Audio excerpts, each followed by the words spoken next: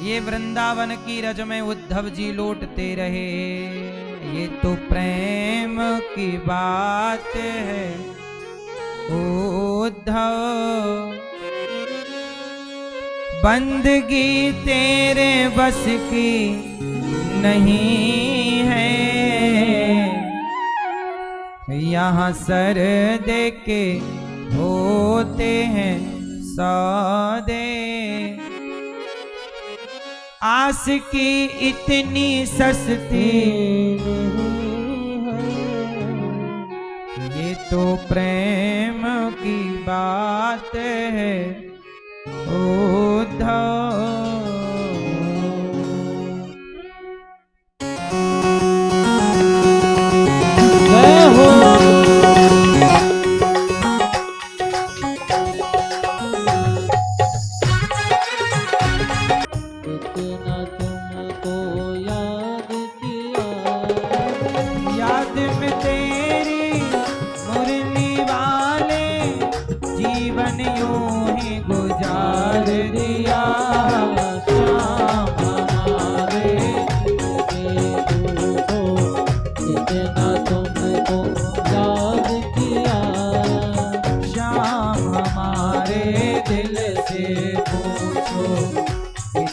तुमको याद किया, याद में तेरी मुरली वाले जीवन यूं ही गुजार दिया। हमारे दिल से पूछो इतना तुमको याद किया, शाम हमारे दिल से पूछो। जिनकी नजरों में है शाम प्यारे, वो तो रहते हैं जग से नियारे। जिनकी नजरों में है शाम प्यारे, वो तो रहते हैं जग से नियारे। जिनकी नजरों में मोहन समाए, और जिनकी नजरों में मोहन समाए, वो नजर फिर तरसती नहीं है। जिनकी नजरों में मोहन समाए, वो नजर फिर तरसती नहीं है। तो प्रेम की बात है उद्धव, बंदगी तेरे बस की नहीं है। तो प्रेम की बात है उद्धव, बंदगी तेरे बस की नहीं है। हाँ बंदगी तेरे बस की नहीं है, बंदगी तेरे बस की नहीं है।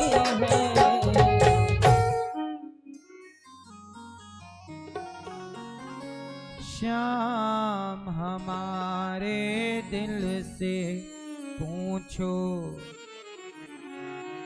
कितना तुमको याद किया, याद में तेरी मुरली वाले जीवन यूं ही गुजार दिया। शाम हमारे दिल से पूछो। उद्धव जी आए तो थे समझाने, पर गोपियों से समझ गए।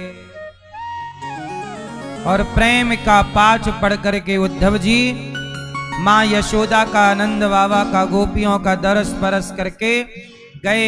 तब भगवान ने हृदय में अपनी गोपियों का दर्शन कराया। और भगवान जी ने कहा कि उद्धव जी, मैं पल भर के लिए भी अपनी गोपियों से कभी अलग नहीं होता। मैया, ए मेरी माँ, बैठ जाओ। मैया बैठो मेरी माँ। ओ लाल मैया, बैठ जाओ मेरी माँ।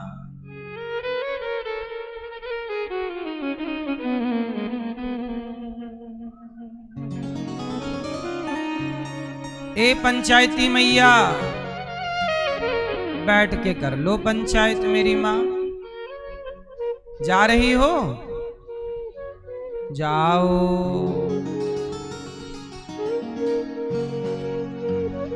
गुस्सा हो गई क्या मेरी माँ?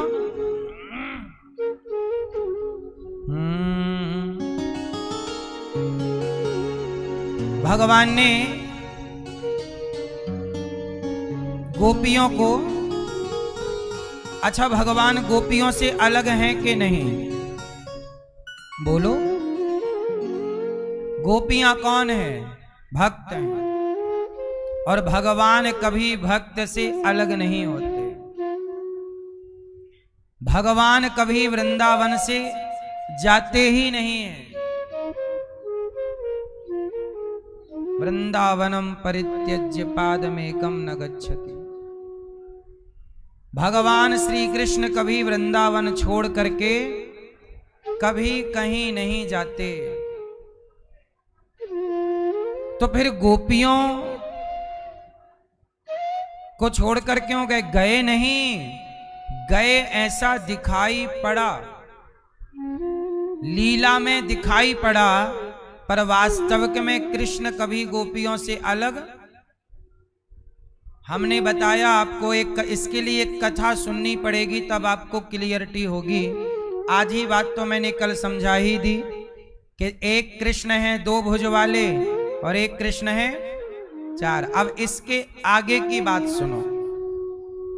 हुआ क्या कि भगवान श्री कृष्ण देवकी मां के यहां तो प्रकट हुए, पर भगवान श्री कृष्ण यशोदा मां के यहां भी प्रकट हुए। मतलब एक प्रभु एक साथ दो जगह प्रकट हुए, देवकी पुत्र भी और यशोदा पुत्र भी। और जब वसुदेव जी लाए तो यशोदा ने एक कन्या और एक लड़का लड़की का जोड़ा पैदा की, जन्म दिया, प्रकट किए। तो वसुदेव जी लाए कृष्ण को, तो यहां यशोदा के और वसुदेव देवकी के कृष्ण मिलकर दोनों एक हो गए। और कन्या को लेकर वसुदेव जी गए, जैसे कंस ने पत्थर पर पटक करके मारना चाहा, जिन्हें आज आप विंध्यवासिनी मैया कहते हैं। फिर जब 10.5 साल बाद भगवान को लेने अक्रूर जी आए, तो वृंदावन से जो श्री कृष्ण गए वो देवकी के पुत्र कृष्ण गए। जो यशोदा पुत्र कृष्ण थे वो सदा वृंदावन में ही रह गए। फिर कृष्ण दो हो गए। इसलिए बड़े बड़े ज्ञानियों ने, विद्वानों ने कहा कि भगवान श्री कृष्ण कभी वृंदावन को छोड़ते ही नहीं। राधा रानी को श्याम सुंदर कभी छोड़ते ही नहीं। इसलिए वृंदावन उद्धव जी का आना, ये सब केवल ये बताना है कि भगवान से प्रेम ऐसे किया करो, भक्ति ऐसे किया करो। उद्धव जी को लेकर भगवान द्वारिका गए, जहां भगवान का विवाह माता रुक्मणी जी से संपन्न हुआ। रुक्मणी जी से एक पुत्र हुए। भगवान के पुत्र का नाम है प्रद्युम्न। क्या नाम है?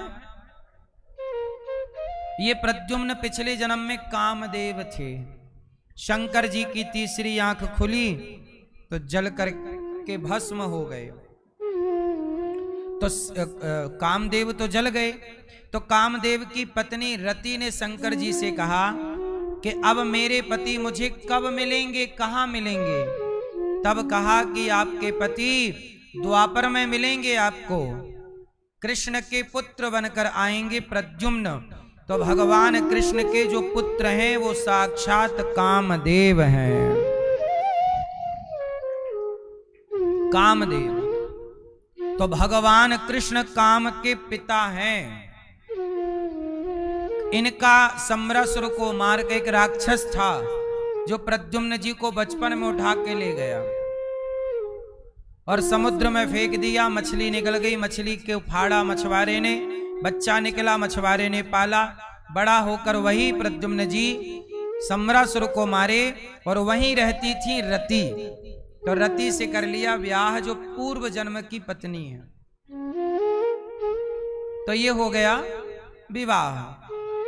अब भगवान श्री कृष्ण के दूसरा विवाह हुआ था जामवंत की बेटी जाम्बवती के संग। त्रेता के जामवंत जी त्रेता में ही बोले थे कि प्रभु राम मेरी बेटी से ब्याह कर लो। राम जी बोले आपकी बेटी से हम अभी ब्याह नहीं कर सकते, क्योंकि अभी हम ऑलरेडी विवाहित हैं, अभी सीट खाली नहीं, अभी हम शादी कर चुके सीता जी से, और हम अभी मर्यादा बन चुकी है कि एक ही पत्नी रखेंगे। तो फिर क्या करें? बोले अगले जन्म में बहुत सारी वैकेंसियां रहेंगी,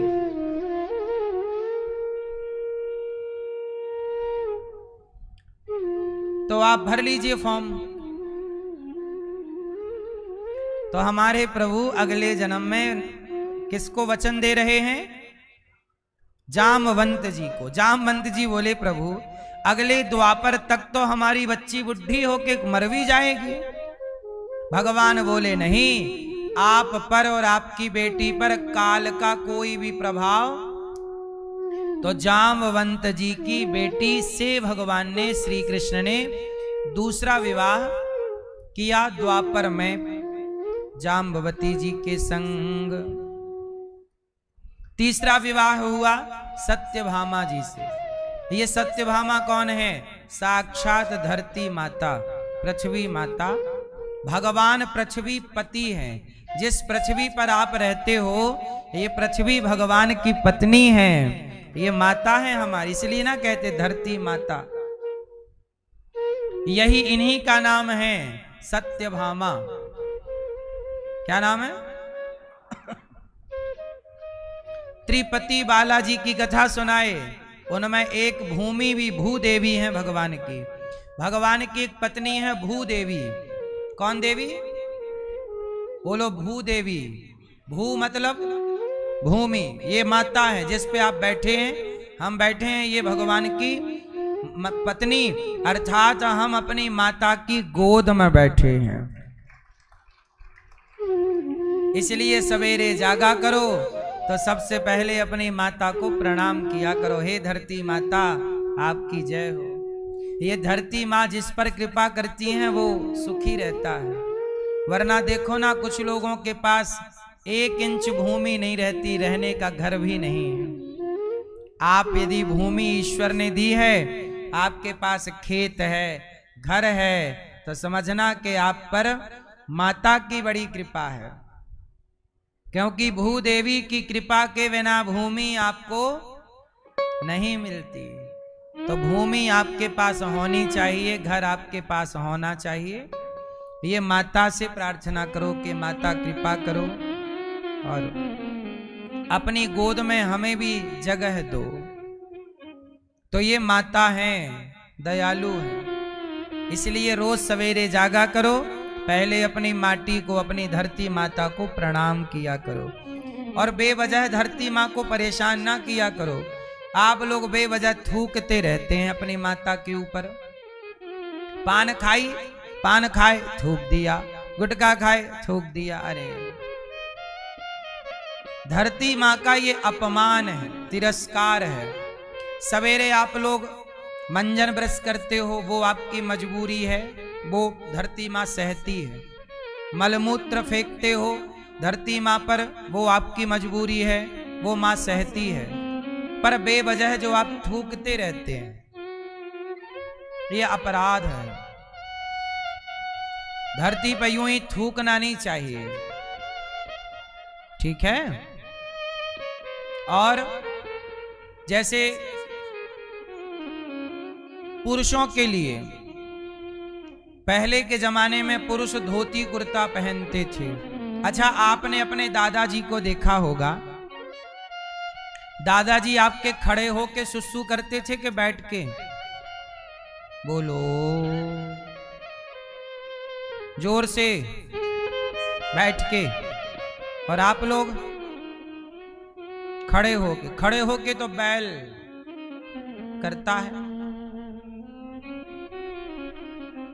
ये भी एक अपराध है भाई। लघु शंका करना, सबको लघु शंका तो करना ही पड़ेगा, सबको लघु शंका करनी ही पड़ेगी। पर लघु शंका करने के तरीके क्या हैं?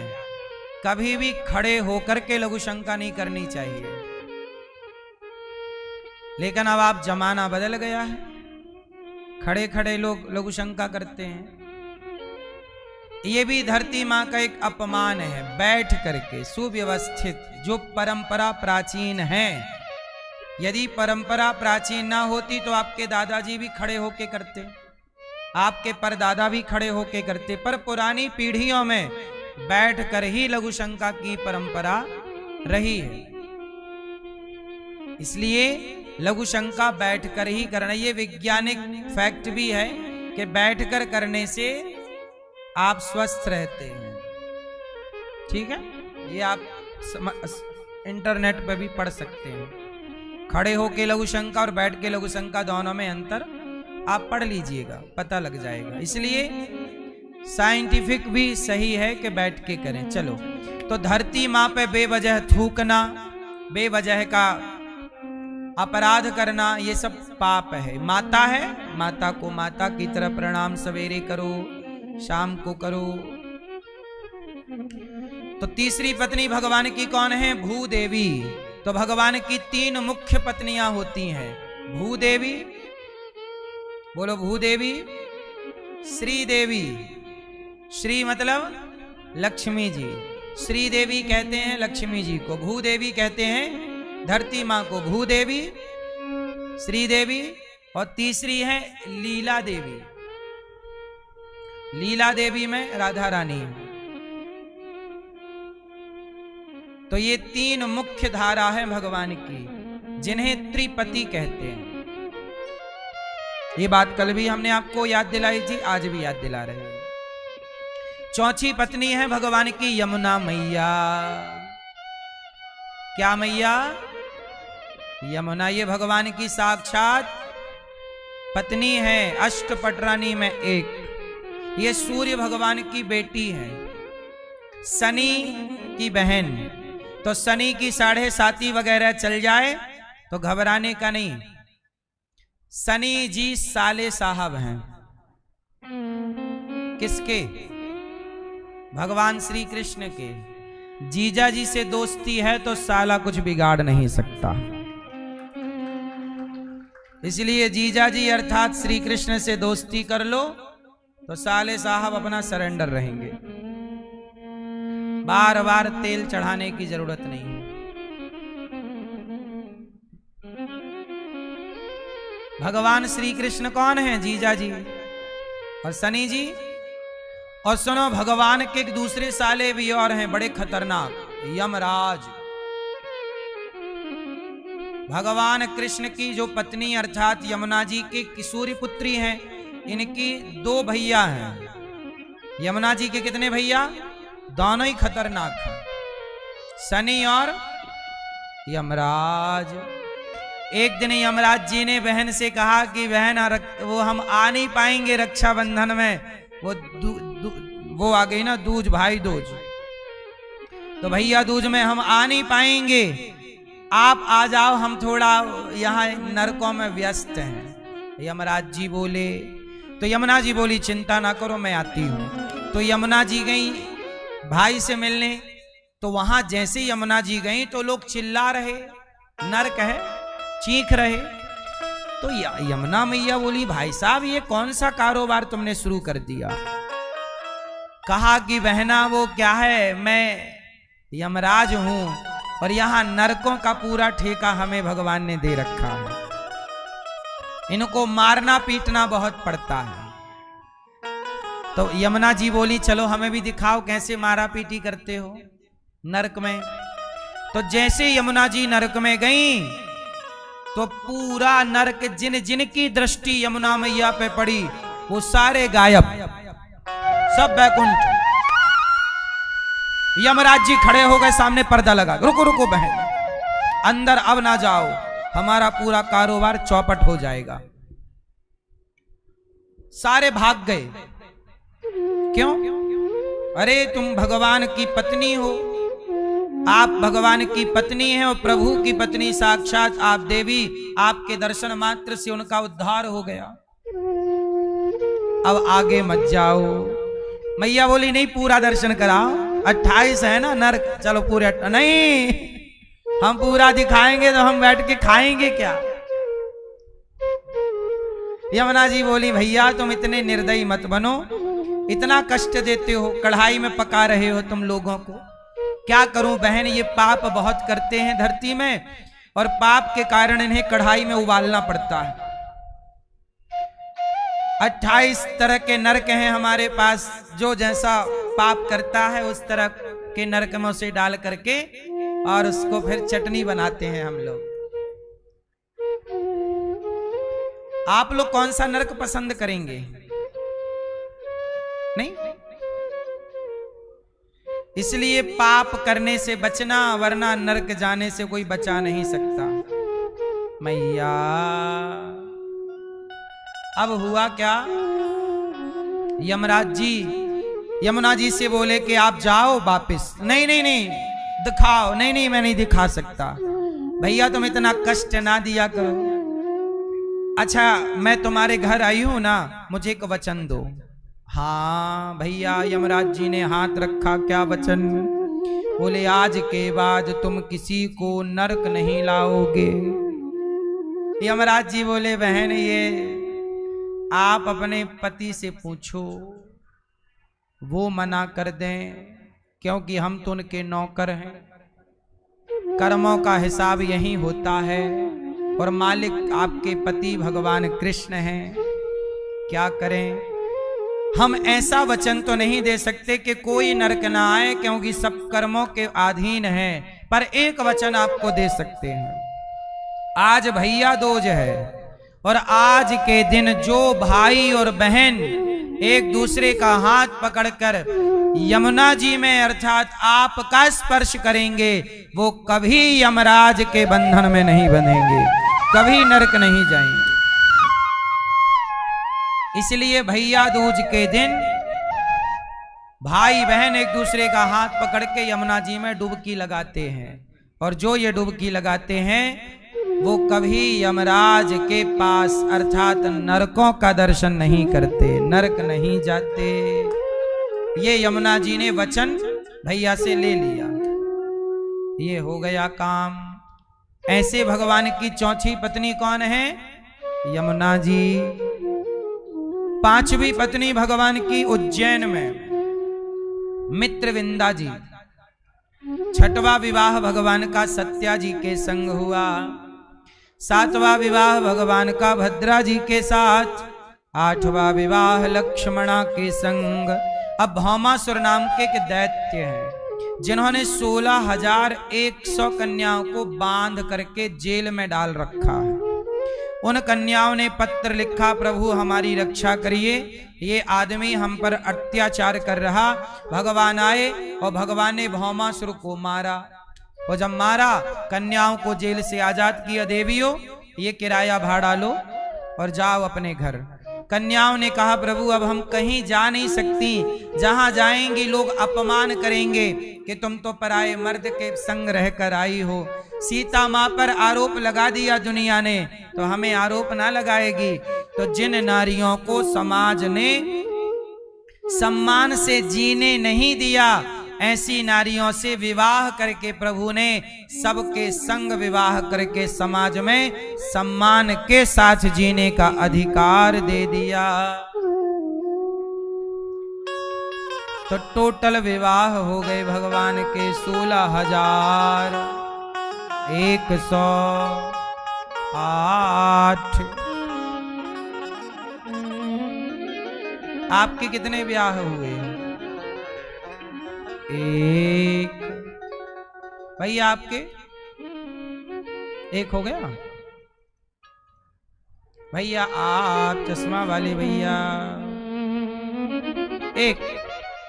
भगवान ने सही किया कि गलत किया है?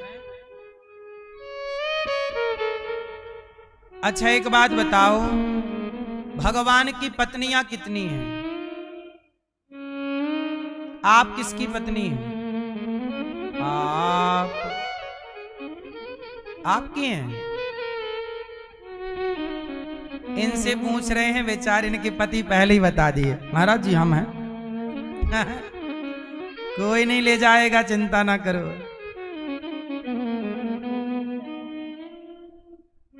आप किसकी पत्नी है? आप किसकी पत्नी हैं? हैं? शिवम की। शिवम की पत्नी, शिवम पांडे। आप किसकी पत्नी हैं? आप लोग अपने पति को नहीं पहचानती क्यों? आप लोग क्या कहती हैं? ये हमारा पति, ये हमारा पति। और आप लोग एक बात और कहती हो, तुम हो एक अगोचर सबके प्राण पति, स्वामी सबके प्राणपति। भगवान ही सबके कौन हैं?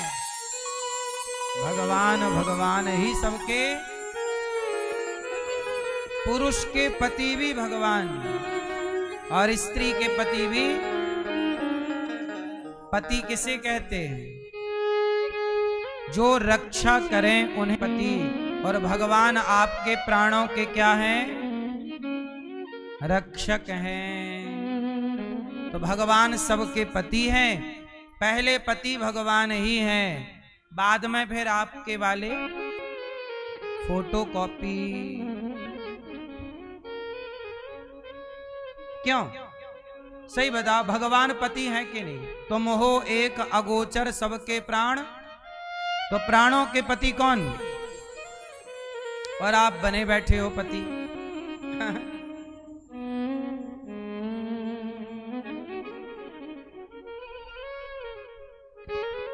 भगवान ही सबके पति। टोटल 16,108।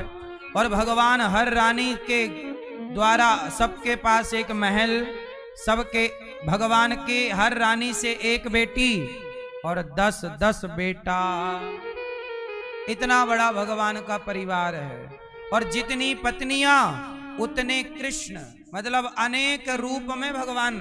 हर पत्नी के संग एक कृष्ण है।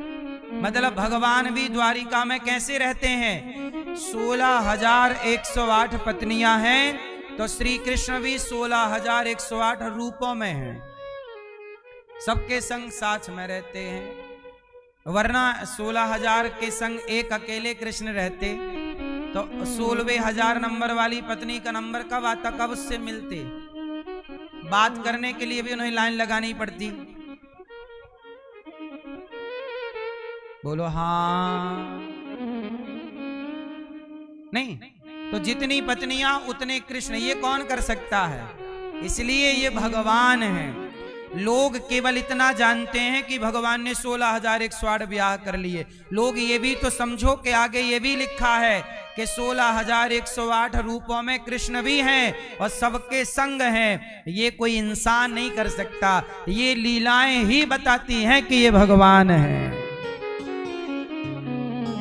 ये लीला ही बता रही है कि ये कोई सामान्य पुरुष तुम्हारे बस का नहीं है। ये सच बता, तुम्हारे यदि 100-200 ब्याह हो जाएं तो तुम्हारी है ताकत साड़ी खरीदने की 200?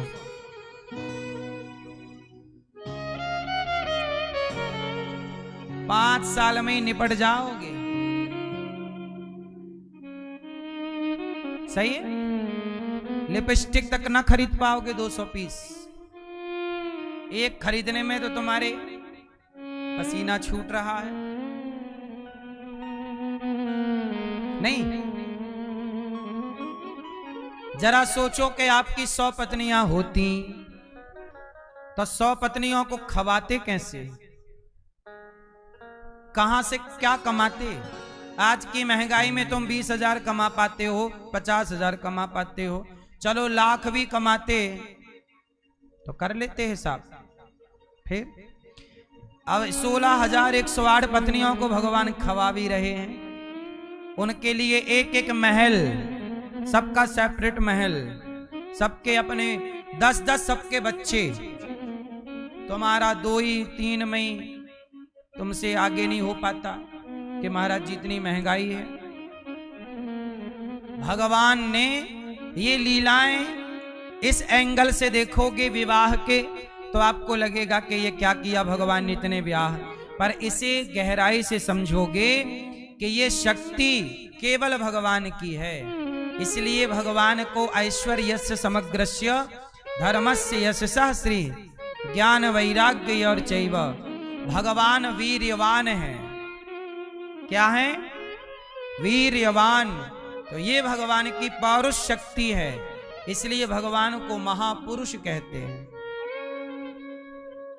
वंदे महापुरुष ते चरणारविंदम। क्योंकि ये शक्ति, भाई तुम्हारी कितनी शक्ति है, तुम कितने बच्चे पैदा कर सकते हो, पर भगवान ने इतने, तो ये कोई मनुष्य की शक्ति नहीं है। ये शक्ति बता रही है कि ये शक्ति किसकी है? ईश्वर की शक्ति। तो ये लीलाएं इसलिए हुई ताकि ये डाउट ना रह जाए कि ये कोई मनुष्य है।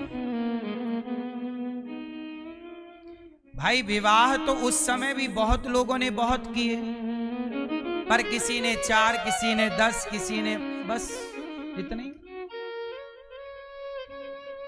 भगवान पत्नियों के संग खुश हैं। अच्छा, भगवान गृहस्थ में है तो मजाक भी, हमारे कन्हैया मजाकिया भी हैं। क्या करते हैं अपनी पत्नी से? मजाक, हंसी मजाक भी चाहिए। अब आप लोग जैसे शादी कर लेते हो और मुंह फुलाए घूमते रहते हो, थोड़ा हंस लिया करो, थोड़ा खुश रह लिया करो। हमारे भगवान विवाह करके खुश हैं, और आप जब से विवाह किए हैं क्या मजाल के खुल के हंस लो। आप हंसे कब? आखिरी बार आज ही हंस रहे हैं, बहुत दिनों के बाद नहीं। भाई आप कब हंसी आखिरी बार? जब पेट दर्द करने लग जाए हंसते हंसते हंसते। कब हंसी थी बताओ? तारीख नहीं है ना याद है? रोज हंसते हैं, ऐसी भगवान करें रोज आप खुश रहें।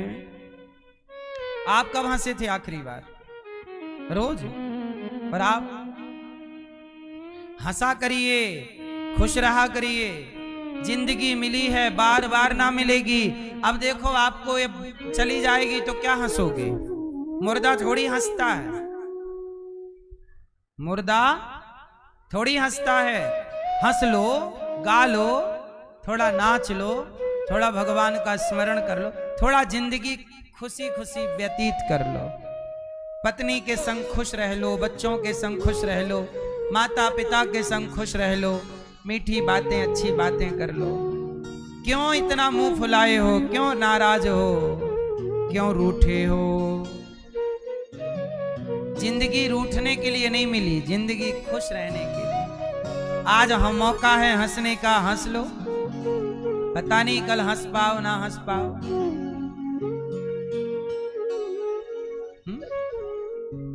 कुत्ते को आपने हंसते देखा? बिल्ली को देखा होगा, बकरी को, बकरे को, भैंस को जरूर देखा होगा, चिड़िया को, मछली को हंसते देखा। 84 लाख योनियां बनाई विधाता ने, पर केवल आपको ईश्वर ने मौका दिया है काय का?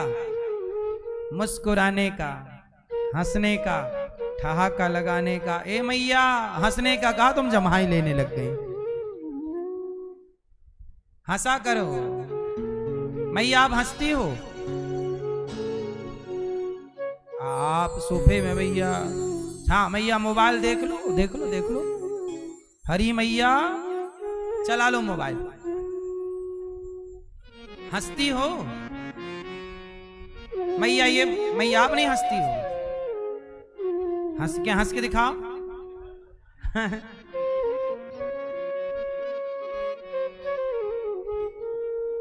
मैया आप हंसती हो? मैया पीले मैया आप हंसो, दिखाओ दांत मंजन की है कि नहीं।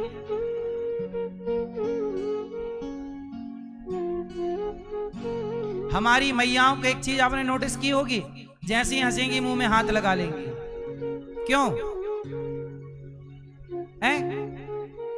अच्छा बताओ, मैया लोग, लड़कियां मैयाएं जब हंसती हैं मुंह में हाथ लगा लेती, क्यों? डर लगता है कहीं लिपस्टिक छूट के दांत में ना लग गई हो, हाँ, कहीं दिख ना जाए।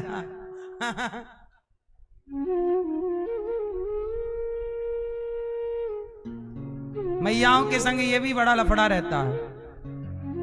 लिपस्टिक कई बार दांत में, एक मैया आई दांत लाल, बूढ़ी मैया बेचारी अभी अभी सीखी होंगी। एक तो नई बहुएं जब जाती है ना तो गांव की बूढ़ी सासों को भी लिपस्टिक लगाना सिखा देती है। बेचारी सास ने कभी लगाई है नहीं, गांव की बूढ़ी अम्मा अब बहू को देख रही है, क्या लाली लाली लगा रही, अरे माँ तुम भी लगाओ। अब लो सास ने अब शुरू की है बुढ़ापे में, ला, तो वो यहाँ उसको बेचारी पहली बार लगाई तो दांत रंग लेती है और फिर जाती है।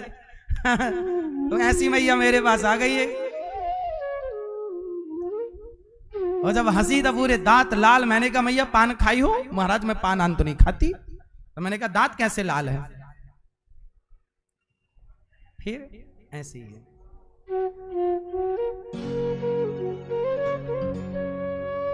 हद तो तब हो गई जब मैया ने काली लिपस्टिक लगा ली। भगवान ने सबको लाल बनाया है, सबकी होंठें लगभग पिंक होती है ना, नेचुरल। मैयाओं को भी गजब काली।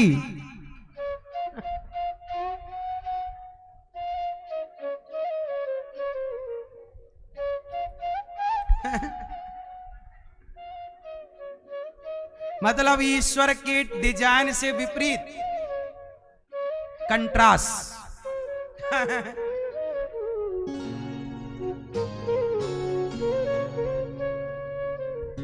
ऐसे भगवान भी, आप लोग भी ऐसे खुश रहा करिए, बातें किया करिए, पति पत्नी परिवार माता पिता सबके साथ थोड़ा हंसना मुस्कुराना, ये खुशी जरूरी है। आप जितने खुश रहेंगे उतने स्वस्थ रहेंगे। दवाई की जरूरत नहीं पड़ेगी, डॉक्टर की जरूरत नहीं पड़ेगी।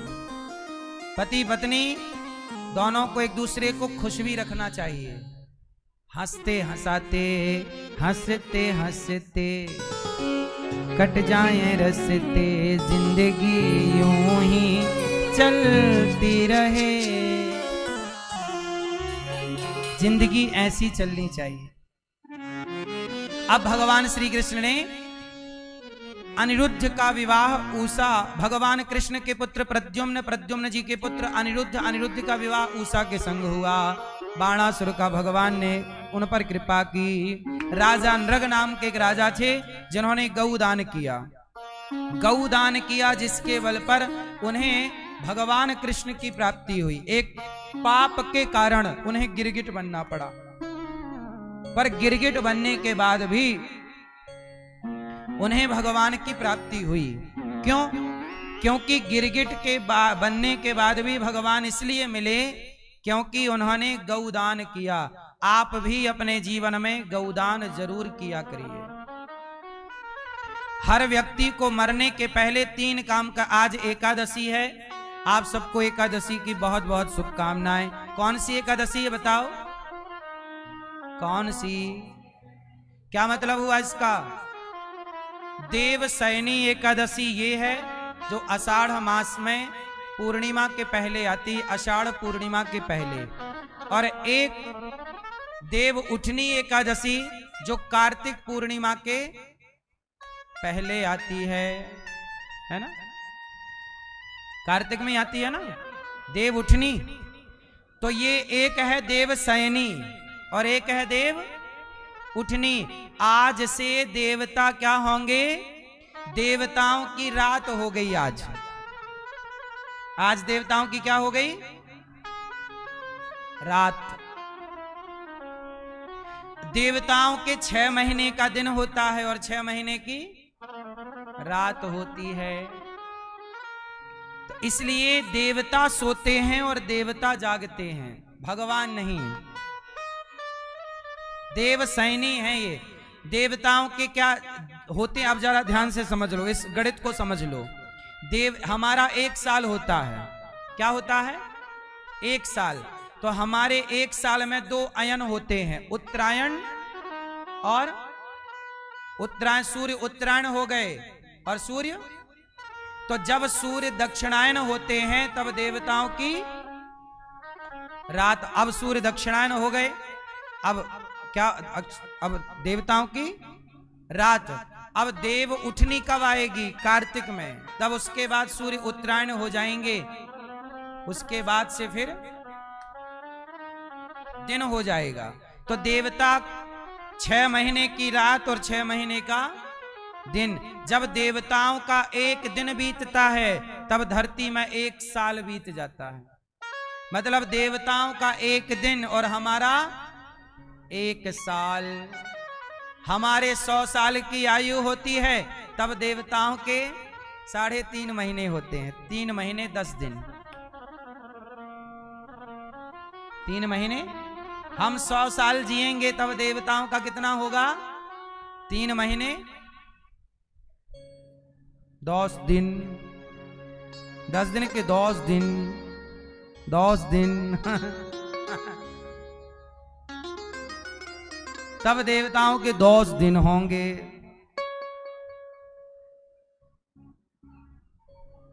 इस तरह क्रम। और ब्रह्मा जी की भी आयु 100 साल की है, पर ब्रह्मा जी के एक दिन में 1000 बार सतयुग, त्रेता, द्वापर, कलयुग बीत जाते हैं। कलयुग की आयु 4,32,000 वर्ष की है, ठीक दुगनी द्वापर की, ठीक कलयुग से तिगुनी त्रेता की, ठीक चौगुनी सतयुग की। ऐसे जब चारों युग 1000 बार बीतते हैं तब ब्रह्मा जी का एक दिन होता है। ऐसा क्रम चलता है। तो भगवान 3 काम मरने से पहले कर लो, गौदान, और दूसरा काम अन्नदान, अपनी 13वीं कर लो। मरने के बाद बच्चे जो करेंगे ठीक है, आप अपना कर लो। और तीसरा काम भागवत, जैसे आज हमारे भक्तों ने भागवत सुनी, आप भी अपने पितरों के निमित्त भागवत जी करा सकते हैं, पोथी पाठ बिठा सकते हैं।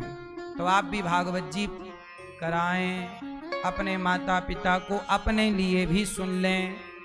3 काम, भागवत जी सुन लो, अन्नदान कर लो और गौदान कर लो। इसके बाद भगवान ने पौंड्रक को और काशीराज द्विविद को मारा। जरासंध के जेल से 20,800 राजाओं को मुक्त कराया। कृष्णाय वासुदेवाय हरये परमात्मने प्रणतक्लेशनाशाय गोविंदाय नमो नमः। ये जरासंध के कैद में जो 10,000 राजा थे, 20,800 राजाओं ने स्तुति की, भगवान ने सबको मुक्त किया। और शिशुपाल ने भगवान को गालियां दी, भगवान ने उद्धार किया। धर्मराज युधिष्ठिर ने यज्ञ किया, धर्मराज युधिष्ठिर जी ने के यज्ञ किया। उस यज्ञ में क्या हुआ जानते हैं? सबको भोजन कराया, पर यज्ञ पूरा नहीं हुआ। भगवान से पूछा कि क्यों नहीं पूरा हुआ? बोले अभी कोई एक व्यक्ति भूखा है, जब एक खा जाएगा तब आपका यज्ञ। तो सोचिएगा कि एक व्यक्ति को भोजन कराना भी एक यज्ञ के समान पुण्य है। एक व्यक्ति को भोजन कराना किसके जैसा है? यज्ञ के जैसा। इसलिए आप एक व्यक्ति को भी, यदि गौरी गोपाल आश्रम में एक संत को, जो हजारों संत यहां भोजन करते हैं, एक संत को भी भोजन कराते हैं तो एक यज्ञ का पुण्य है। एक वृद्ध मां को भी भोजन देते हैं तो एक यज्ञ का पुण्य है। इसलिए हजारों, आज एकादशी है, आज आप जरूर संकल्प लीजिए कि कल का जो पारण होगा संतों का, आज एकादशी सबने की, तो कल एकादशी का क्या है? पारण। तो कल आपकी रोटी खाकर आपके द्वारा संतों का पारण हो, भोजन करा के भोजन करना चाहिए। ये एकादशी की महिमा है। एकादशी आप हो तो कल किसी को खिला करके खाओ, ये एकादशी का महात्म्य है। इसलिए कल आप जरूर संतों को भोजन दीजिए, और कल भोजन संतों को करा के, हमारी वृद्ध माओं को भोजन करा के फिर आप गौ माता को चारा देकर, गुरुकुल में विद्यार्थियों को भोजन देकर, जो आपसे बने सेवा कीजिएगा। और एकादशी है, जरूर किसी को रोटी देने का संकल्प आज लीजिएगा। भगवान ने शाल्व और दंतवक्र को मारा। भगवान के एक परम मित्र हैं सुदामा जी। कृष्णस्यासीत् सखा कश्चित् ब्राह्मणो ब्रह्मवित्तमः विरक्त इंद्रियार्थेषु प्रशांतात्मा जितेन्द्रियः कुचैलं मलिनं क्षामं द्विजं धमनि संततम। भगवान श्री कृष्ण के एक परम भक्त हुए हैं, नाम है सुदामा। क्या नाम है? कुचैलम मलिनम।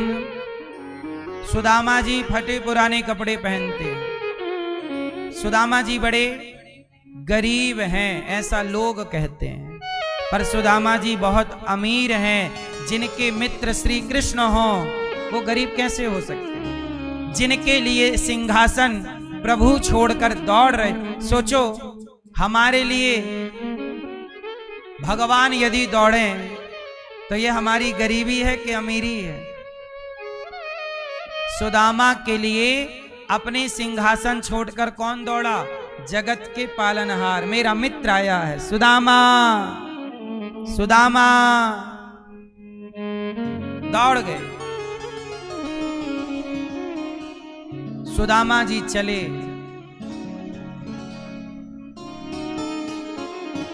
अब सुदामा जी इतने गरीब, कई बार 4-4 दिन घर में चूल्हा नहीं जलता। देने वाले किसी को गरीबी न दे, जान ले ले मगर बदनसीबी न दे। गरीबी बहुत बड़ी बीमारी है, गरीबी बहुत बड़ा रोग है। क्या है ये मेरी माँ? ये क्या है? ये एक तरह का रोग है। कौन सा रोग? गरीबी का। सुदामा जी 4-4 दिन चूल्हा नहीं जलता, पर फिर भी भगवान का चिंतन छूटता नहीं। पत्नी ने कहा कि मैंने सुना है कि आपके मित्र द्वारिकाधीश हैं, जाइए दर्शन कराइए, कुछ मांग लीजिएगा। सुदामा जी बोले, नहीं, मैं प्रभु से कुछ मांग नहीं सकता। देखो जरा, भक्त होगा मांगता नहीं। भगवान ने गरीबी दी, हम खुश हैं। चाहे गरीबी में रखें चाहे अमीरी में, हर हाल में आपको खुश रहना है। क्यों रहना है? क्योंकि आप जहां हैं किसकी मर्जी से हैं? अच्छा, ये दास अनिरुद्ध जहां हैं किसकी मर्जी से है? भगवान की मर्जी। और आप जहां हैं किसकी मर्जी से? फिर तो भगवान की मर्जी है। क्या मर्जी है? कि सुदामा गरीब रहें, तो सुदामा गरीब हैं। और जब भगवान की मर्जी हुई कि नहीं, विश्वकर्मा जी जाओ और सुदामा को अमीर कर दो, तो जब अमीर कर दिया तो सुदामा जी अमीर हो गए। गरीब रखा तो गरीब। हम तो भगवान के अधीन हैं। अब प्रभु जैसे रखें हम वैसे रहने को तैयार। ये भक्त है जो अपनी जिद नहीं चलाता, जो ईश्वर की मर्जी से खुश रहता। हमारी